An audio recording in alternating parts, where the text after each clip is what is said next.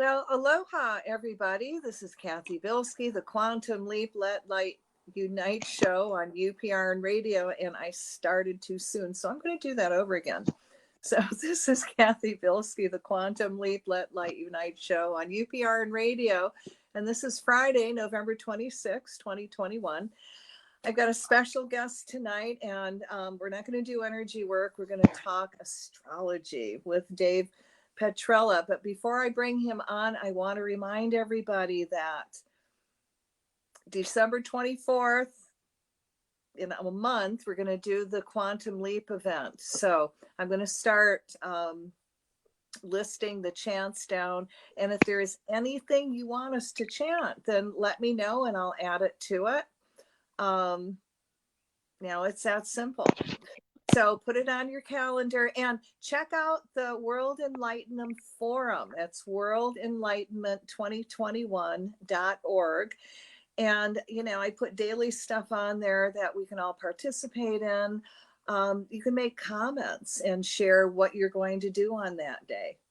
So let's do it. Let's make this a huge quantum leap. So share it with your friends. You know, do a small group. I know this is on December 24th. And, you know, if you're not going to be with family, then create a small family to do the energy work. Let's make it huge. All right. So, hi, Dave. How are you? I'm so excited about tonight. Hey, Cathy. Yep. Pretty good. Pretty good. All right. Let me tell everybody what you are about. So Dave is an astrologer, a biologist, a spiritual guide, an Oak Island theorist. He's traveled to all 50 states and most of Canada doing research. Now, Dave has studied world religions extensively, along with Eastern medicine, metaphysics, and topics related to extraterrestrial intelligence. So you will not be boring to talk to. So where do you want to start? Okay. I mean, you got some cool charts and I actually pulled some of the charts off too. So where do you want to go? Where do you want to start?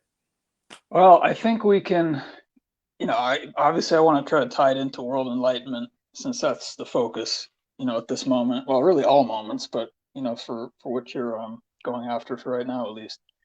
So, you know, I'll just kind of let everyone know what I'm going to do is, I know we only have about, what, an hour probably? Mm-hmm. Okay, so what I want to do is I want to do like a lightning fast crash course in astrology, biology, and it's specifically like the Eastern biologies. It's not what you're going to find in North America. This is the Eastern traditions. So with, you know, it's really based in chakras out of India. And then it moved up through, in my opinion, how it worked, I think, is it probably moved up through China and then into, you know, a lot of Asia, but I believe it started in India. So we're going to go over astrology pretty fast, well, at least initially, and then we're going to go over how that connects with the Eastern medicine teachings on the human body. And then the third part is it's really general spirituality, which is, you know, because the thing is that I'm really a scientist. So when I approach these subjects, I'm doing it according to the scientific method, which means I put a hypothesis out, I gather information, and then I draw what I call a working conclusion because, you know, it's basically the best I can possibly do with the information I have. And having said that, I mean, I study every day for hours, every day, you know, for probably the past 13 years.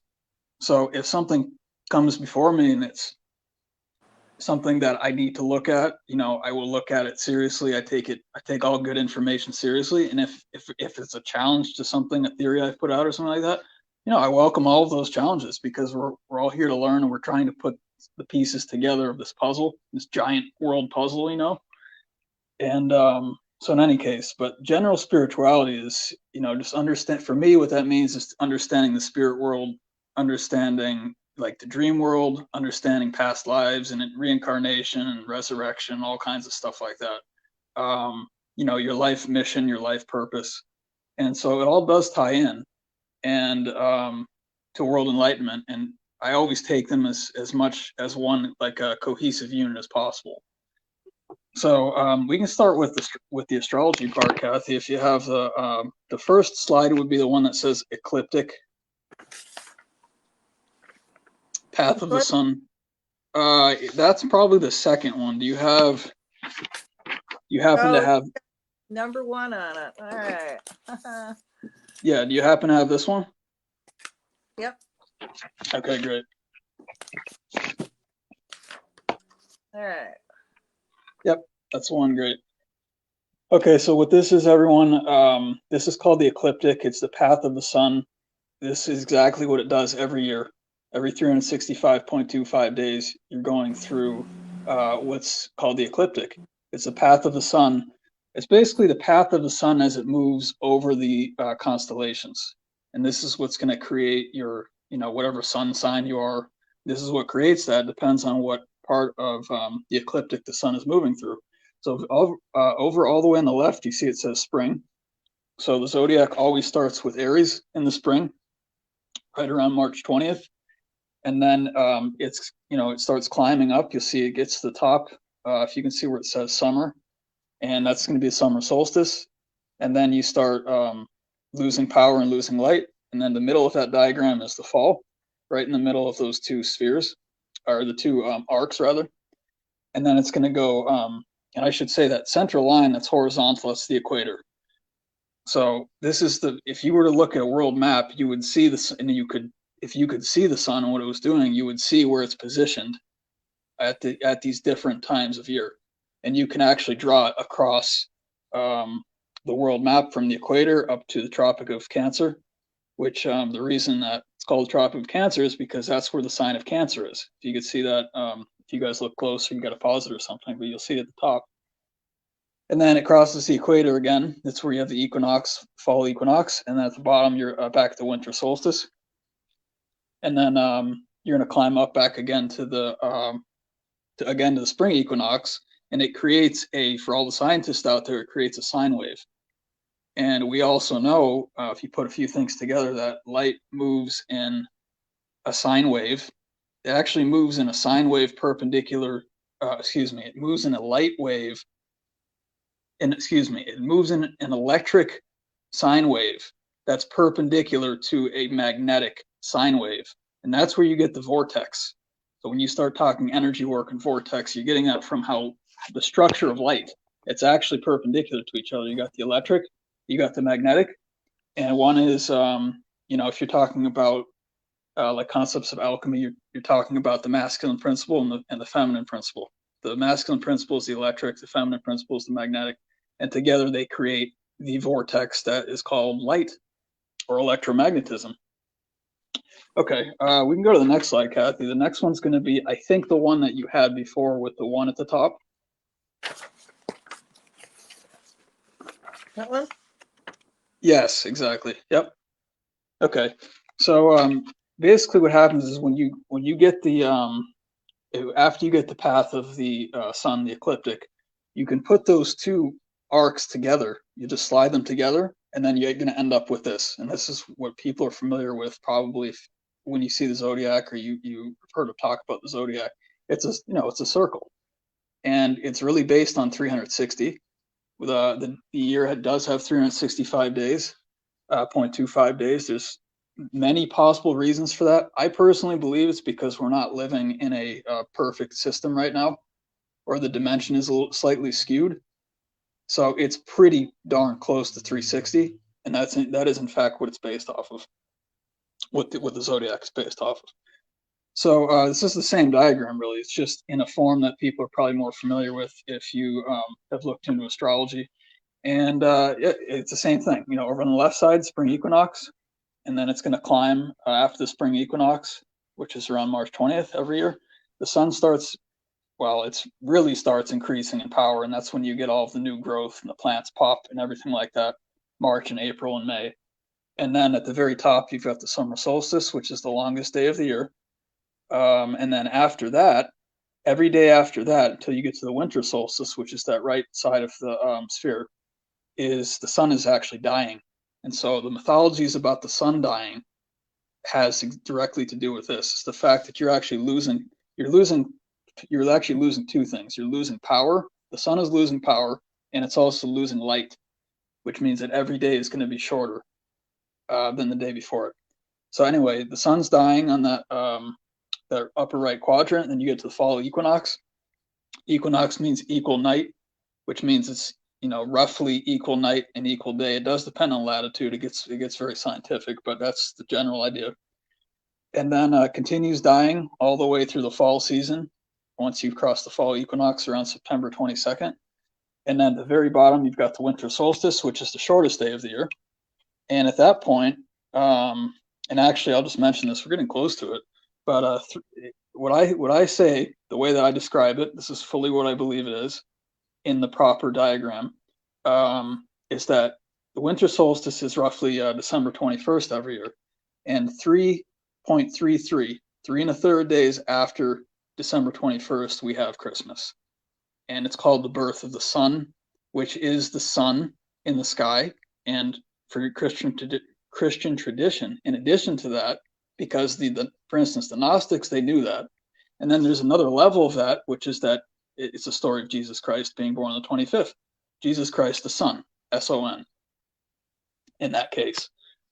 Okay, so in the 24th, Cathy, by the way, okay, I think you said it was the 24th that you're having the Enlightenment Day, right? Mm-hmm. Correct. Which is, you know, it's really interchangeable. 24th, 25th. The solstices and the equinoxes, they can vary by a couple days every year, depending on what part of the cycle you're in. So it's the same idea, is that's actually the first day, let's say 24th, in this instance, 24th or 25th, where you're actually seeing an increase in light and an increase in power of the sun at the same time. More light every day. And before that, between the December 21, December 24, 25, the sun is actually not losing or gaining any light. It's at a standstill for 3 1/3 days. So that 24th day, that's the first day that you really start seeing a change. It's only a few seconds at the beginning, but you know, it actually increases pretty rapidly as you go on. Okay, so then you're going to continue up that left side, and then you're going to get back to, you know, now you're in the birth quadrant of the sun, so you're increasing light every day, and then you get back to the spring equinox where the zodiac starts. And it does this every year. This is exactly, all the ancient people knew this. It's something that we need to, you know, one of the things I'm trying to do is to present it in the most clear way possible for people, because I know it's not necessarily easy, especially if people haven't seen it before.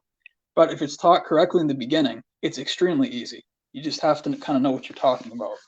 And you know, you have to use words that people understand. I'm not using any big words, you know. There's lots of words in the jargon of astrology and stuff, but you know, I don't have to use it. We can talk in words everyone understands. Because the point is, well, in the past it wasn't necessarily that way, and for all organizations and stuff. But one of my whole purposes is to make sure people understand things in a way that's the easiest to access for a human. So whatever I have to do to get to that point, that's what I do. You know, where I meet people where they're at. Okay, that's good for that slide, Cathy. We can move to the zodiac, which is, you know, similar to that one. And in this next slide, the thing I've done differently is yes, right, yep. The thing I've done differently in this slide is I've added all the signs, which are the signs of the zodiac, which is now it's really when you start to get into real astrology. Okay, can I ask you a question? Yeah, of course, yeah. When you are born on a cusp of a zodiac sign, what does that mean? The cusp means, this is, again, you know, this is the way that I define it. There's a lot of overlap between how astrologists do things. I work with 100% data. So if I had a question, I say to myself, what does a cusp mean? Well, I go to someone that I know, or I go to someone I can pull up their data on that's on a cusp. And then I look at that data, and then I think about that person. And really what it means is it's really a 50-50 split between the signs that you're in between. So if you're right on the cusp, if you're directly on the cusp, you're going to see, you really should actually be reading the sign before and after. and you should figure 50% of the time you're going to be on the one side, 50% you're on the other side. Now, if you move into a sign and you're like within 7 days of the cusp on either side, then what I say is that you're actually pulling 75% of the sign you're in, but you're close enough to the cusp where you're still getting influence. And so if you're 7 days, on either side, you're still getting 25% of the other sign. So if someone's like, well, that mostly sounds like me, but like a quarter of the time it doesn't, well, then I say, well, it's because you're 7 days before, you're 7 days after. And that ends up influencing you, 25% roughly. Mm-hmm. So I hope Okay. that is pretty It clear. does. I'm July 24th, so I know I'm a cuspy baby. I'm pretty Hmm. sure it's got to be 50-50. It is. Yep. That's exactly 50-50. It's right between Cancer and Leo. And it's actually a very special day because it's right. Another way to look at that is you're right in between the influences of the sun and the moon. Now, the sun and the moon, they only rule one sign each, which is the moon rules Cancer and the sun rules Leo. So it's very special because it's a really nice balance of those two energies. That day, Cathy, is the perfect balance between the masculine and the feminine energy. If I had to pick one day in the entire zodiac, it's that day, 23rd, 24th. Oh, wow. So it's a really nice balance to have, that you have access to both sides. You have the moon or you have the sun. It just depends. It depends on circumstances. It depends on your energy that you're moving through your body on that day. There's a lot of factors. But if you were to split it up and divide it, you would see it's very close to 50-50. It's actually shocking. I mean, it's shocking. However, it is mathematics. And I never would have gotten it. For the listeners, the people who haven't heard about what I do before, how I do it, I learned astrology in 2015, and before that, I had many, really most of my life, my training was in biology, and so I didn't believe astrology was real until I saw someone present it correctly, which is why I'm so adamant about doing it properly, in a scientific manner. And the way he presented it was as a mathematical system, and the person I learned from was showing all of these different things about ways to calculate things, and I saw, talking about how every sign is 30 degrees of the zodiac, 30 times 12, that gets you 360. So it's all divided up perfectly mathematically, and all it takes is, I'd looked at 50, 60 charts, and by the time I finished that, I said, okay, well, you know what? It doesn't matter if I don't want to believe it. Now I have to believe it if I'm a good scientist, and I'm a real scientist. Because I'm looking at all these people that I know and all the charts I did. I said, no, this is not possible. I have way too much data for this to not be true. So then that kind of was the springboard to launch into the deep science of it. Okay, so in any case, the zodiac that Cathy has, or that you have up, Cathy, is showing you the 12 signs. It's showing you on the outside of that there's a planet. There's 7 traditional planets in astrology, and then plus Uranus and Neptune, which makes 8, 9, and then I'll get to it in a minute. But then there's that 10th mysterious planet, which I fully believe I know what that is after many, many years of research.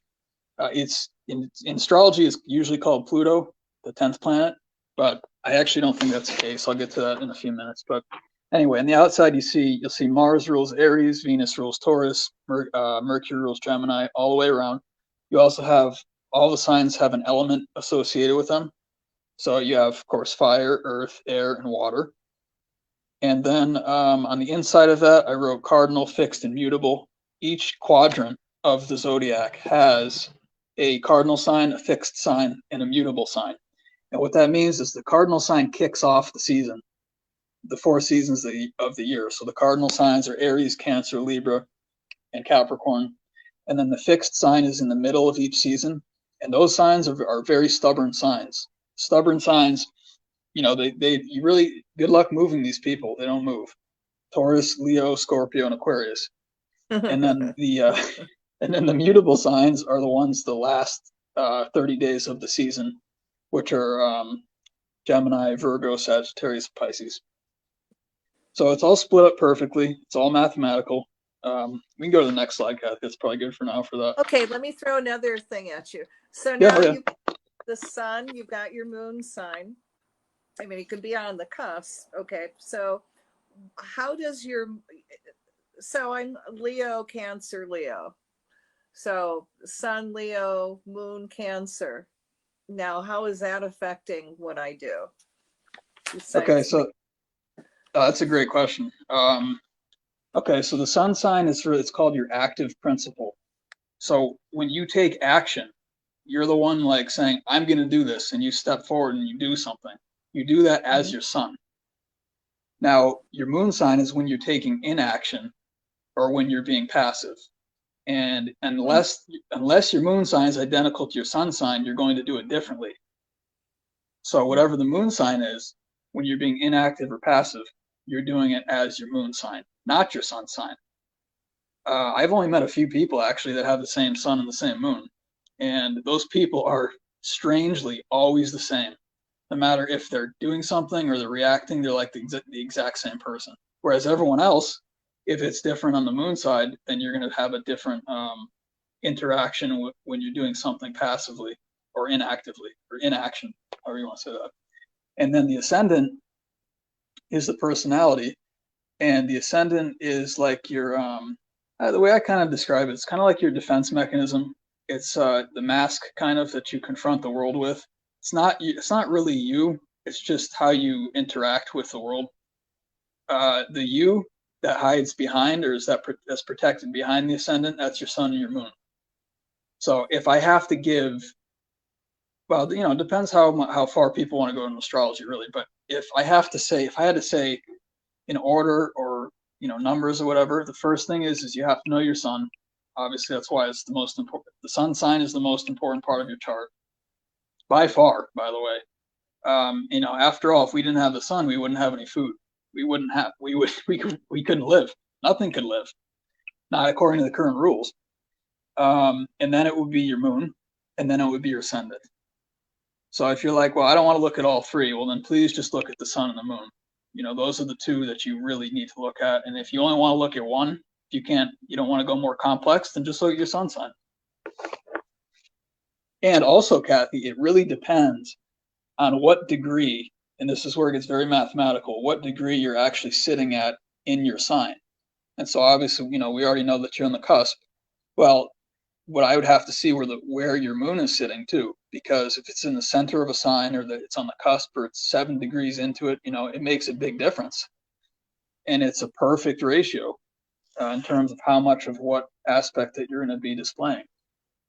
So, and then you get into the aspects, which are like the trines and the sextiles and the squares and the oppositions and all of that. And that depends on the angles. So you have to know there's an order to do this in.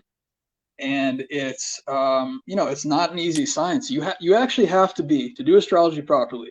You actually have to be a proper scientist, and you have to be intuitive at the same time. And no math. Oh yeah, exactly. You can't be like, you can't say, hey, I'm just gonna pull this up, and I'm not gonna get into a meditative state, or I'm not gonna try to pull from the dream world or whatever, or try to. You also have to be able to talk to the person to get your orientation. So, it's a very, very involved discipline, and I'm trying to bring a good name back to it. And, what I always say is, people just have to give me about an hour, maximum 2 hours. I don't care what you say after I finish, but I just want I want people to see it done properly. And to do that, like I said, you have to pull in mathematics. If you're not doing mathematics, and after all, mathematics is the language of the universe. That's how things are formed. That's how they maintain their systems and all the stuff. So can I off the reservation a little bit? And yep. You pay attention to what's going on weekly, daily, monthly, and what's going on with all the planets. So what the hell is going on with all the planets? It's creating all this wacko stuff. I think to describe that, I would probably go to the Mayan long count calendar and bring people to that in terms of paying attention to the overarching energy right now, because you're right, it's like extremely oppressive and it's shocking. It's absolutely shockingly brutal, up and down, violent, like thrashing. Mm-hmm. You're right about that, Kathy. So, no, what I say is, the Mayans said, and by the way, they disappeared. But I guess, we still don't really know what happened to them. And except that either, I guess, their ancestors or maybe in some of the writing, I'm not quite sure exactly what it is, but they said that they went back to the Pleiades. So actually, if we're going to believe them, we know what happened to them.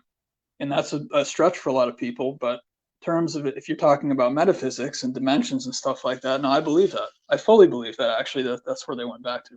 I think they had their epic, so to speak, on Earth.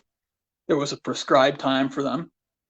Partly probably it was something that they needed to accomplish, or maybe for their own karma or something. And then when it was time, okay, now you guys, you get to leave now. And there's lots of ways to do that. It can be in a craft.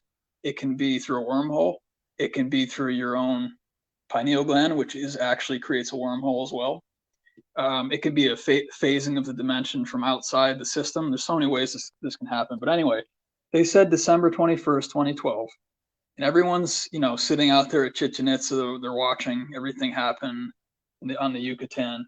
And people are like, oh, okay, I guess we're okay. Well, I would challenge people to say, well, maybe they knew what they were talking about, because every paradigm, in my opinion, has pretty much collapsed since then, since that date. It's not, you won't necessarily see it completely physically in front of your face, but Do you remember what the prophecy was? in terms, well, it said basically that some people have the interpretation as that it's the end. Some people have it as that it's the end of an age. My friend actually, that I learned astrology from, he believes it was the end of basically all cycles, which is kind of, that's very intense, because we're talking about the Earth and the Sun are in a cycle, and then you have the Earth system and the Sun, and then you have the star cluster, then you have the galaxy, and then you have the greater galaxy. You have central suns and all kinds of stuff. So supposedly all of the cycles kind of have lined up, and it's a shocking paradigm shift. It's not just the end. Okay, it was the end of the age of Pisces, and it was the beginning of the age of Aquarius, but it's not just that. It's actually the end, I think, of an even bigger cycle that we don't know about. We can't even see. And traditionally, the Great Cycle is supposed to be 25,920 years, which is one entire cycle around the zodiac. So every roughly 26,000 years, by the way, which is 13 times 2. Is that the Kali Yuga? Well, that's a little bit different. And I spent a long time, several nights, over the past 5 years, probably, or 10 years, trying to match up the systems of time. And I was sitting right there next, I had them both next to me. And, the Yuga system comes from India, and we have Vedic astrology coming out of India, which it's different from the type of astrology I do, which is Western astrology, also called tropical astrology. But they're both valid.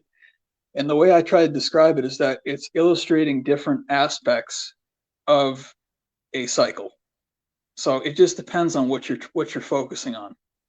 And they're not, when you look at a Yuga map, all the Yuga maps, they don't have the zodiac in them. They have, the different, like Treta Yuga and Kali Yuga and all this stuff, and Dvapara Yuga. But it's not really a perfect lineup with the zodiac. So it depends on which system people want to look at. And all I have to say about the astrology that I do is that it's literally never let me down. Not one time. So in let's explain real quick what Kali Yuga is, in case people don't know. Now, my interpretation is it's a pretty dark time. And, Satya Sai Baba, who is my guru, said we were coming out of that and actually going into the golden age, but we're in the curve. Mm-hmm. Well, yeah, exactly, Kathy. The Kali Yuga is the way that it's explained, you know, and me being a Westerner, I'm gonna do the best I can. I have so much respect for people who this is their tradition, but this is the way I understand it, is that actually the Earth and the Sun are at the farthest possible point from the central sun, which I believe is Sirius for our system. That Sirius is the blue star behind our sun. Our sun gets its power from Sirius. If Sirius didn't exist, our sun would not exist. And so it's the furthest in the bigger orbit that we can't even see when it's in Kali Yuga. And so according to that cycle, now we're moving up. Yeah, I agree with you. Now we're moving up towards eventually being as close to the central sun as possible, which is when you experience the golden age.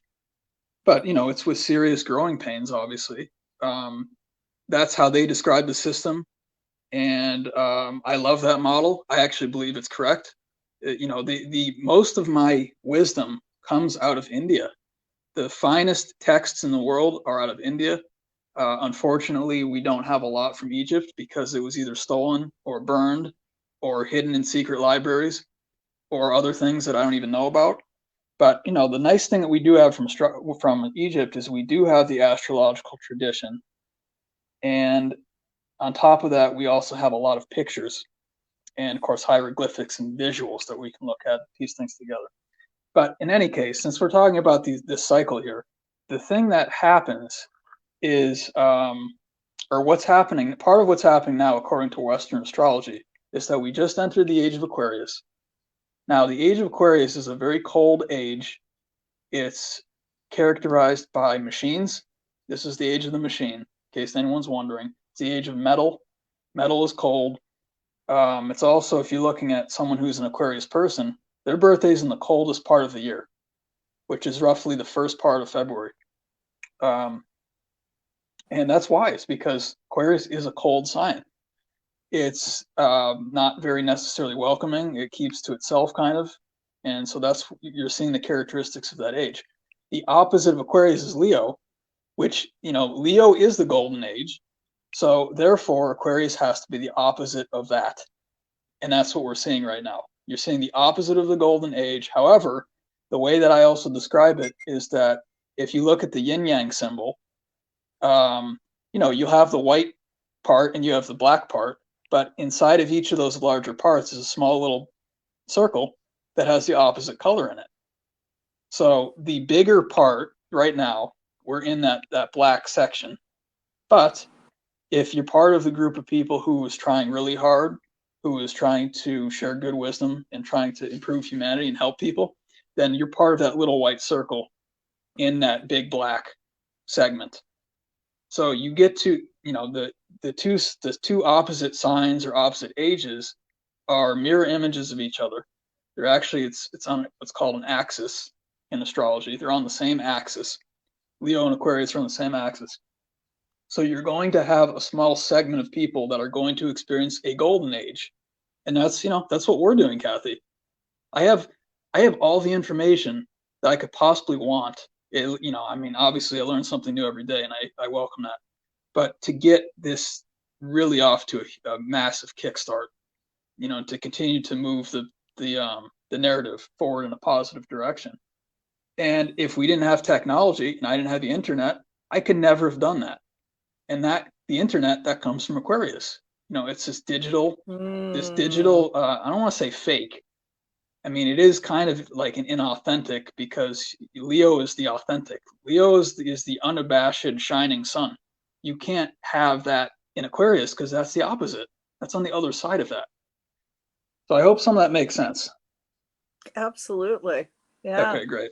I mean, I hope that gives people some, you know, maybe some, hopefully some peace and better understanding, is that things work dualistically in this physical realm, and in this system that was designed that way. And you know, most of the time, if it's a legitimate ancient system or ancient science, they are all valid. You just have to understand how they're approaching it. I mean, the Chinese, they use the moon for their zodiac. They're not using the sun. And yet when I look at and that's based on your birth year. And yet when I look at my birth year, you know, it's like, okay, that describes me. So how is that correct? Vedic is correct and Western is correct. These different types of astrology is because these cultures chose to focus on different segments of the master system, which is the stars and the planets. They said, okay, we're going to focus on the year. We're going to focus on, the houses or the different aspects in Vedic. And I've looked at all of them. I found them all to be accurate. So it's just it's where you want to go with it, and also you got to make sure that the person you go to knows what they're doing, because if they don't know what they're doing, and then you walk away and you say, "Oh well, I don't believe this," I mean, it might be because they didn't do a good job, and that's unfortunate, But what is going on right now in the planets that's giving darkness this Well, edge? I don't do a lot of like seasonal forecasts. Usually what I would do is I look at the big picture. So probably the reason I don't do this because I'm not really concerned about 3-month segment pictures and stuff like that. I'm not even necessarily concerned about yearly pictures. I'm focused on the age, which is the age of Aquarius. But it can actually always be something different, Kathy. You might have if you're talking larger periods of time, you're generally talking about the outer planets because their orbits take a lot longer. For instance, Saturn's like a 30-year orbit. So if you're looking at those chunks and seeing where that planet is at that particular time, then you can try to pull information out of that. If someone wanted me to look specifically at that, I can definitely do that. But what I know it for right now for me to be is that it's the beginning of Aquarius. It's the opposite of the golden age. It's the age of the machine. I also say this, the age of Aquarius is also about futurism. It's also about being a progressive time and progressive agenda. So it's a mix of a lot of things, and sometimes you see Leo coming into it as well. But like I said, Kathy, I'd have to look at it, the actual seasonal forecast, and I can do that. We can even talk, afterwards if you want to see specifically some of that. Well, I know Mercury in retrograde can really throw people off. Now, are Yep. there a lot of planets in retrograde right now? You know what? I haven't. It's crazy. No? I haven't looked this week. I haven't even really necessarily looked at this month per se. I value, and here's the reason why is that, and I can do that. People want to do it, but it's because the individual person is the one that ultimately dictates your actual surroundings and your reality. And this gets into quantum physics and it gets into like some really deep concepts. But what I want to say is that to people is that, sure, if you want to look at your horoscopes, great. But the real thing that I would say, even way above that, is to try to understand how the body works and to how you can manage your energy so that you can harness much higher power than what you're pulling now. And if you can get to that point, you're not going to have to worry about what's going on in the outside world because you're going to know exactly what you're here to do. The brain cells, they get turned on. The dormant brain cells, that's why there's 90% of it dormant. It's because they're not turned on, but they should be if you know what you're doing. If you really know the science of the body. And by the way, if you had all 100% turned on, you would cease to be physical. You wouldn't be a physical being anymore. And this is part of the design of the solar system and how all of this is integrated. And actually, we could talk all night. But there's a quick question. Yeah. Okay. That Amy asked, if we are ending the cycles according to the Mayans, shouldn't we end entering into eras altogether? Or are we entering the age of Aquarius, just another cycle? Well, you know what? It is Aquarius. It's entering a traditional cycle, but like I was saying before, it's also entering a larger cycle that we can't even see yet. I wish I could see it. I don't, I'm trying to feel it kind of and apply what I can to it. But now and here's the other thing that happens, and this is when it starts to get kind of more than people can handle, really, is when you start talking about dimensions and copied dimensions, splitting dimensions, quarks and quantum physics and stuff like that, then in a lot of cases, a lot of this stuff starts to disappear. That's actually really what I teach. Is I teach the quantum level. But you can understand systems on lower levels too, if that's what people want to do. Well, that's what us normal people want to hear about, because that's about where they get to. All right, so we have about 12 more minutes. Where do you want to go? Okay, let's go to the human body chakra system. Okay. Okay, so this is what I was just referring to when I say that, what I really want to teach people is about, if I had to choose between astrology and the human body, I would pick the human body. Every single time I pick the human body. I know not everyone wants to do that, but what I want to say to people is that you have a lot more control than you think you have. But we have to understand the system properly. We have to take the ancient sciences properly. We have to believe them, what these people were saying. Okay, so what happens is astrology is in perfect step with biology.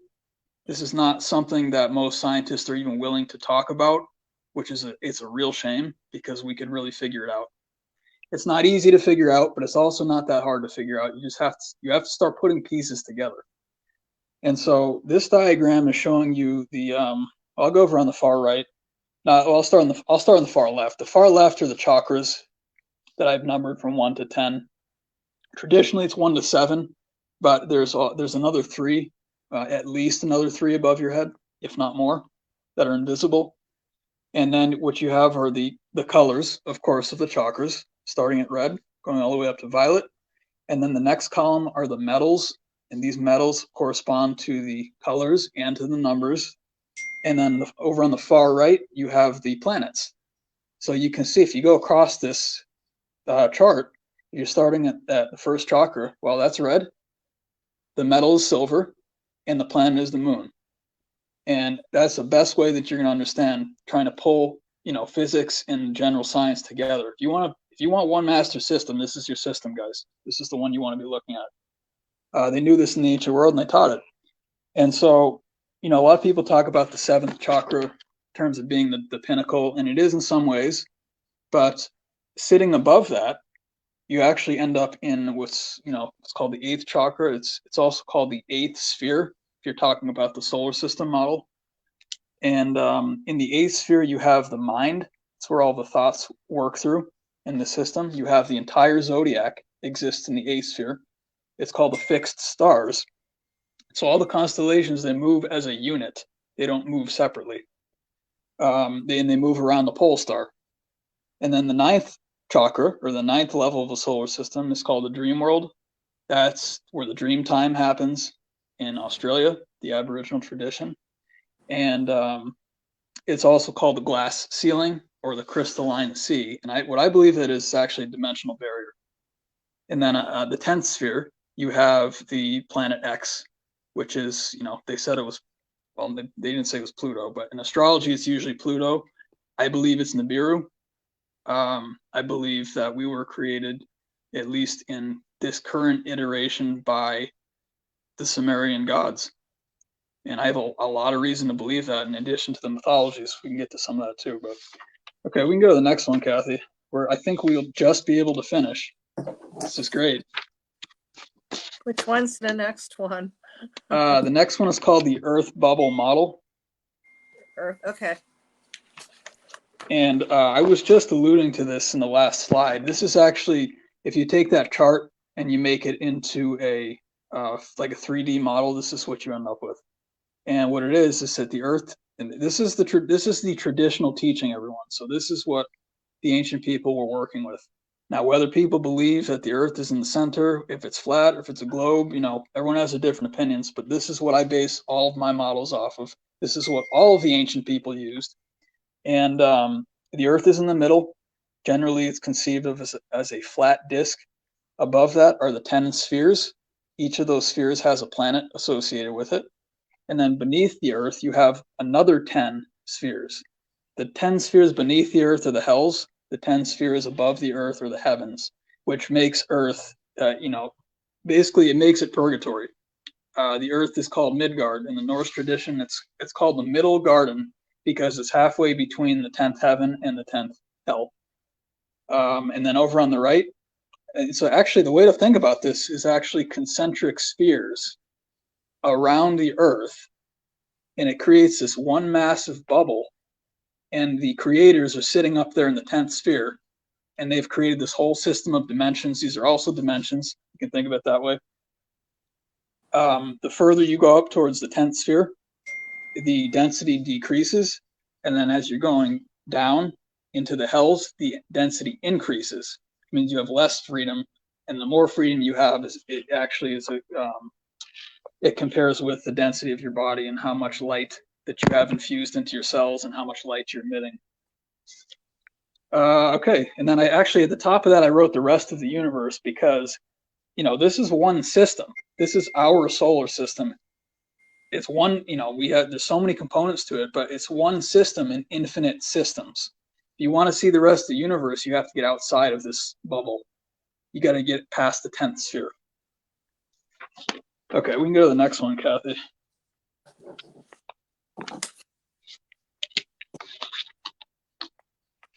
Which one is that?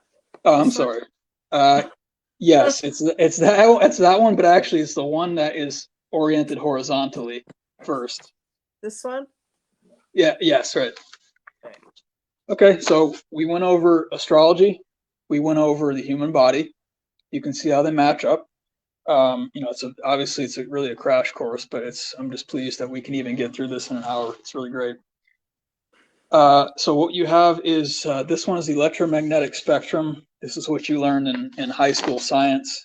This is you know, it's light. Electromagnetism is light. If you want another word for it, it's just light. So the very middle of that spectrum. Oh, okay. So actually, let me just qualify something. So we talked about astrology. We talked about the human body. This, for me, is where general spirituality comes in, and where you talk about energy and how energy works and how energy moves. So the very center of this, the spectrum, is the visible light spectrum. That's where we live in. And, you know, you can see it's 7 colors. It's composed of the 7 colors. But what people don't often think about, or maybe they do, I don't know, is that you have all this light that is not visible. And the light above visible is the UV, X-ray, and gamma. We can't see them, but we know they're there. I mean, that's why X-rays work. That's why gamma rays come out of the sun. And then below that, you have the infrared, microwave, and radio waves, which are lower energy than visible light. And all of those energies we cannot see, but you can feel them. And if you're feeling infrared, it's going to feel like heat. And then as you're going further down that, you know, we use radio waves for broadcasting, everything like that. So what I'm suggesting is that this is actually a good way to think about heaven and hell. And the visible light spectrum, again, it's purgatory. It's right in the middle. It's where we live. And then if you're feeling UV energy and X-ray energy and gamma energy, you probably could conceive of that as angels or angelic energy. Truly angelic, not like the fallen angels or anything like that. I'm saying like the Arcturians, types like that. And then if you're going down the other way, you're going to end up in the demonic realm, probably the alien realm. They have bodies. We just can't see them. But if something's in the room and you feel a little strange, or actually the better off is when you feel good, I would say there's probably something there in a form that's made of a different light wave than invisible. So they are there. We just can't see them. Okay, and then the next one, Kathy, was the one that you had up before that. And this is the one that all I did is I just turned it 90 degrees.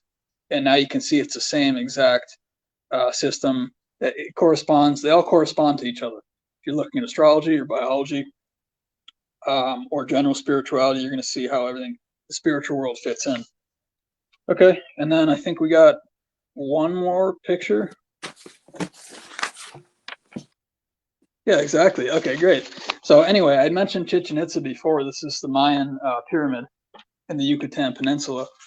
And, you know, it's one of those things where I might not have, or we might not all have access to a lot of good texts. They used to have some. We also have to remember that a lot of the traditions didn't need texts because they're all oral traditions. But what they did, and what I can see that they did, is they left visual information for us. And you'll see that this pyramid has 10 levels. It's the same 10 levels I was just talking about. It's got all the days of the year that are represented on each of these steps. You've got 90 steps, 360. No, not, excuse me, 91 steps per side. And then the top platform makes 365 if you add them all together. So what they did is they just made a model of a solar system right there for us to see. And of course, it had other, it had other functions as well. But that's the primary for me. When I look at that, I say, okay, they knew exactly what they were talking about. That top platform, that's the top of the solar system. That's where the creators exist. Okay, we've got 2 minutes left. Okay. This has gone by quick. I'm so pleased we got through it. That was great. How can people get a hold of you? You do charts for people, right? Right. I do birth charts. I do relationship matching. I do work for businesses. I do, if people want me to look ahead in particular dates and stuff like that, I can select dates for people. I also do a lot with Eastern medicine and with natural healing methods like fasting, in terms of what foods that you choose as you're fasting or after you're fasting to bring. It's really the tenets of, it's like pre-Ayurvedic medicine. It's that you have to get the fluid to move freely through your body. And if you have energy blocks or you have dense fluid or you have toxins or pathogens that are stuck, well, you need to get it to flow freely so you can make it flow out. Then you have to restructure your cellular, system by eating the proper things. And then I also just do general spirituality things. If someone says they had a dream and they want to understand what it meant, or if they had something that happened, a supernatural event, to try to bring understanding to it. The nice thing is that I can tie in all the disciplines. So if it's something that if it's a big event in your life, it's going to be in your chart somewhere. And if it affects your body, that's going to line up with the aspect of your body. And that's also going to line up with the general spiritual world. Okay. How do they find you? Okay. So Facebook, go to Dave Petrella. That's my last name is P like Peter, Etrella. I'm on Instagram, Dave Petrella 12. I'm on LinkedIn. It's under Dave Petrella. You'll see they're all the same pictures, so you can see me. If people want to email me, davepetrella@hotmail.com. I check all of them, so just let me know. Cool. Well, God, thank you. I want to talk to you later because I want a chart done. Oh, sure. Yep. Of course. But that's it, guys. Thank you for tuning in, and I hope you learned something tonight. This is Cathy Bilsky, the Quantum Leap Let Light Unite show on UPRN Radio, and this is Friday, November 26th. We will catch you next week, same time, same place, and be ready to start doing more energy work. On that note, aloha. Good night. Good night, Dave. Thanks, Cathy. Yep. Nice, guys.